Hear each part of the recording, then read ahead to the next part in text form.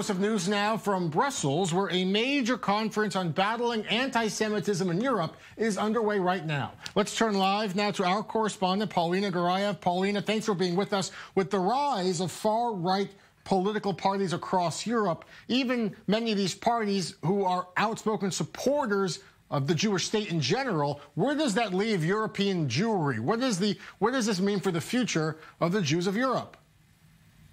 Well, this is exactly the question that is being discussed here today, Jeff. And I have to say, I asked several representatives of Jewish communities all across Europe, how do they believe it's best to handle these populist parties that declare themselves to be supporters of the Jews, best friends with the state of Israel, but at the same time are repeatedly accused of anti-Semitism or harboring anti-Semitism in their ranks. How do you go about dealing with these parties, especially when they become part of your government? And I have to say, I got very diverse answers. It's clear that there's no single voice on this matter. Some believe that the Jewish community in each country should cooperate with these parties, especially as they're still attempts to form their identities, to find their way and to form their policies, that it's important that the Jewish community in each country has some influence over these policies. Others believe that there should be no dialogue with such parties, that by being so undemocratic,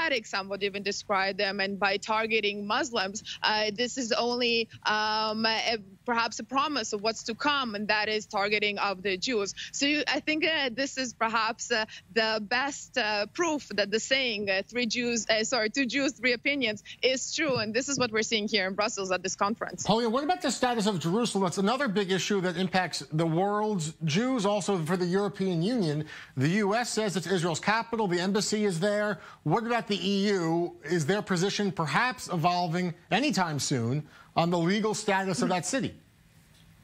Well, this is definitely on the agenda for tomorrow. The participants of this conference will visit the European Parliament to discuss this very issue, mostly since they view Jerusalem as the capital of coexistence, as a city that signifies peace, and the fact that this very notion is disputed by many European governments is, of course, seen not so favorably by the participants of this conference. And one of the topics they plan to discuss is really what can we do about this? How can we perhaps change the way that Jerusalem is being perceived here as Europe, make this topic less controversial? All right, Polina, live for us in Brussels.